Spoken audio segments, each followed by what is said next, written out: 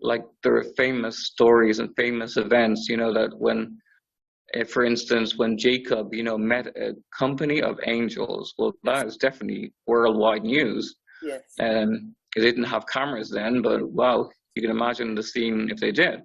Yes. But can you imagine the cameras looking at Jacob running away from the angels? No, Yes. I mean, you just couldn't imagine.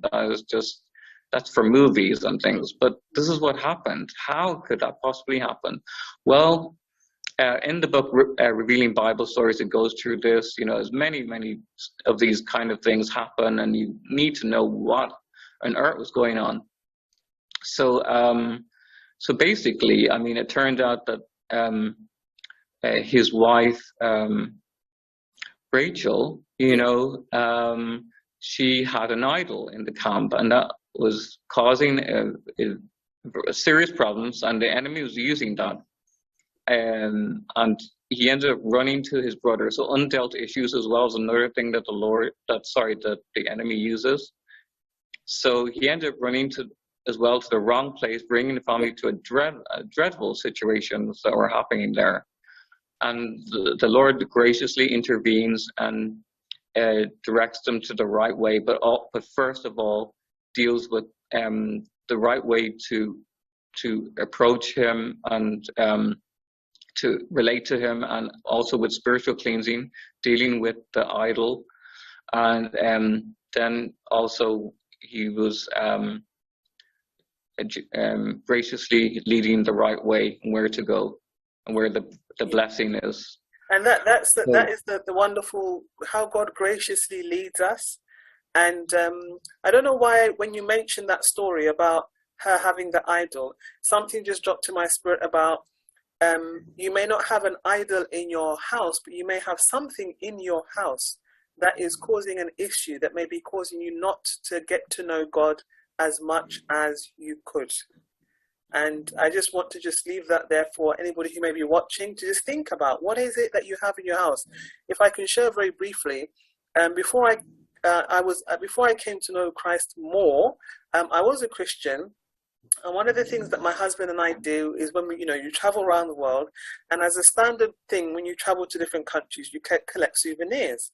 And a man of God was very kind when he came to my house, and he asked me, "What is this?" And I said, "Oh, this is a souvenir from, I think it was from Sri Lanka." And he said, "What is it?" And I goes, "Oh, I think it's one of one of their gods or something like that." And then it hit me.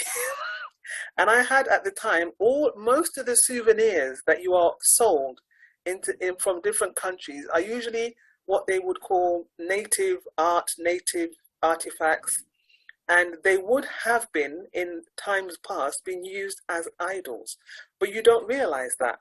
And I remember I had a whole lot of items in the house from when we went to Egypt. There was this cat thing that is kept inside the temple, which was one of their goddesses. There was the pyramid itself. There was all these things. There were souvenirs from going to Egypt. Egypt is one of the 7 wonders of the world. In my innocence. And he asked me, "What is this? What is this? What is this?" And when he was asking me these questions, I had to ask myself, why do I have this in my house? And so I got rid of a lot of them. And my husband was like, "But these are souvenirs." I goes, "No, I've got the memories, but I don't need to carry the spirits." And it was really interesting for me, especially the ones from Egypt, because I remember people had told me before I had gone to visit the pyramids. They had told me, "Oh, the pyramids are really weird," and nobody went into much detail. When I went into the pyramids myself, because that's what you do in your ignorance, you don't understand sometimes that you're engaging in certain things that are not good for you. I had an attack of agoraphobia. I was just praying. It just felt very, very, very dark, very, very, very dark. And I came out there and I said something wasn't right in there. And then when you read into the history of Egyptology and the basis and how occultic is, you understand why. And so I had no business as a follower of Jesus Christ having any of those things in my house. And I wasn't bowing down to them, but I gave them a point of veneration because they were in my house because they were mementos. So I had given them a place in my house. I got rid of all of them. And so it's really interesting that what you're saying is that in the story of Bible stories, there's things that happened then that apply now.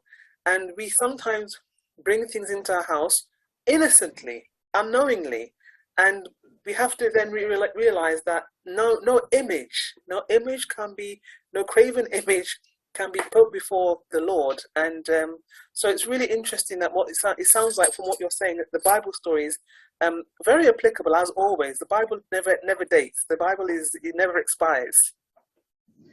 Yeah, and yeah, I mean, there is a verse in Deuteronomy, I believe it is, about touch not an accursed thing. Yes. And you know what? In Egypt, especially, it was horrendous because a lot of those objects were linked with voodoo, witchcraft, yes, and even worse. So it was just, another was black magic as well. So I actually had a dream as well that the Lord told me about, that many are lost. And then he told me North Africa, and I saw like a fish, and they were trying to jump up a waterfall, and so people are even trying to follow God, and the enemy is terrible grip on people because of these curses that can.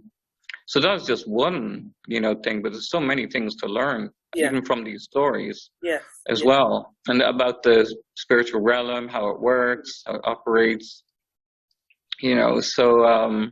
So yeah, I think spiritual cleansing is so important. Yeah. Yes. Praise the Lord.